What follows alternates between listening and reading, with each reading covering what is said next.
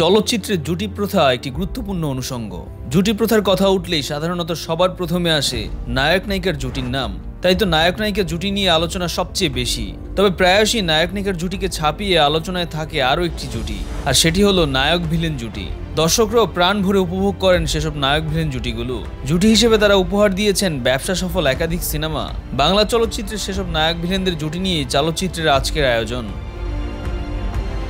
মান্না ডিপজল। তর্ক সাপেক্ষে বাংলা চলচ্চিত্রের সর্বকালের সেরা নায়ক ভিলেন জুটি।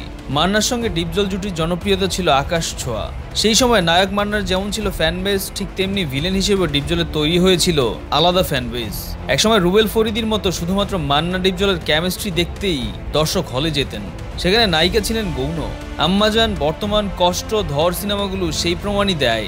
এই জুটির মতো ঢাকাই সিনেমাতে এত সফল নায়ক ভিলেন জুটি আর দেখা যাবে কিনা সন্দেহ। রুবেল হুমায়ুন ফরিদি। ঢাকায় সিনেমায় অ্যাকশনের নতুন মাত্রা নিয়ে আসেন নায়ক রুবেল। প্রথাগত অ্যাকশনের সাথে তিনি যোগ করেন মার্শাল আর্ট, যে দারুণভাবে জনপ্রিয়তা পায় দর্শক মহলে। রুবেল তার দীর্ঘ ক্যারিয়ারে বহু ভিলেনদের সঙ্গে অভিনয় করেছেন, তবে হুমায়ুন ফরিদির সঙ্গে তার জমজমাট একটি জুটি গড়ে উঠেছিল রূপালী পর্দায়। একে একে তারা জুটি হিসেবে প্রায় 50টি চলচ্চিত্রে অভিনয় করেন, যার প্রায় সবগুলোই দর্শকপ্রিয়তা পায়। জসিম জাম্বু। জসিমের সিনেমা মানেই অ্যাকশন, মারপিটের দৃশ্যের ছড়াছড়ি। তার ছবিগুলো দেখা যেত নানা কিসিমের মন্দ চরিত্রের ভিলেন। তবে জসিমের ছবিতে কমন ছিল বিশালদেহী অভিনেতা জাম্বুর উপস্থিতি। আর হাতের 5 আঙ্গুল ছড়িয়ে দিয়ে জাম্বুর মুখে টাক মাথায় থাপ্পড় দেওয়া জসিমের সিনেমার জনপ্রিয় দৃশ্য ছিল। ইলিয়াস কাঞ্চন, এটিএম শামসুজ্জামান।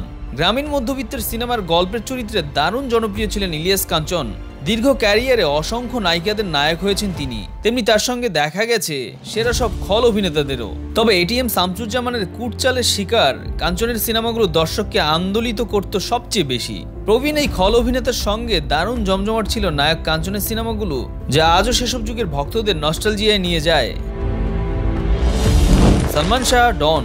কেয়ামত থেকে কেয়ামত ছবিটি দিয়ে চলচ্চিত্র অভিষেক হয় সালমান শাহ ও মৌসুমীর। তাদের সঙ্গে অভিষিক্ত হয়েছিলেন আরও একজন, তিনি ডন। চলচ্চিত্রে সালমান শাহ যতদিন নায়ক হিসেবে বাজিমাত করেছেন, ততদিন খল অভিনেতা হিসেবে তার ছবিগুলোতে দর্শক মাতিয়েছিলেন ডন। প্রায় সব ছবিতেই সালমানের সঙ্গে দেখা যেত ডনের বিরোধ, মারামারি। তুমুল জনপ্রিয় ছিল সালমান ডন জুটি। রুবেল, ইলিয়াস কোবরা। মার্শাল আর্ট দিয়ে চলচ্চিত্রের নাম, যশ, খ্যাতি সবই পেয়েছেন চিত্রনায়ক রুবেল। তার সিনেমাগুলোতে খুব কমন ব্যাপার ছিল অস্ত্রবিহীন মারপিটের দৃশ্য, যেখানে দেখা মিলত কেবল হাত ও পায়ের নানা কৌশলের। সেই কৌশল রুবেল সবচেয়ে বেশি ফুটিয়ে তুলতে পারতেন একজন ভিলেনের সঙ্গেই, ইলিয়াস কোবরা। রুবেলের সিনেমা হলে আসলে দর্শকের মনের পর্দায় ভেসে উঠত যে নাম, তিনিই হলেন ইলিয়াস কোবরা। বলার অপেক্ষা রাখে না, রুবেল কোবরা সিনেমাগুলো ছিল সুপার হিট।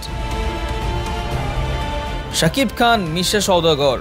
যদি বলা হয় কোনো নায়ক ক্যারিয়ারে সবচেয়ে বেশিবার একজন ভিলেনের বিপরীতে পর্দায় হাজির হয়েছেন, নাম আসতে পারে শাকিব খানের। ঠিক তেমনি একজন ভিলেন হিসেবে একজন নায়কের বিপরীতে সর্বাধিকবার পর্দায় হাজির হওয়ার রেকর্ডটি হয়তো থাকবে মিশা সওদাগরের নামে।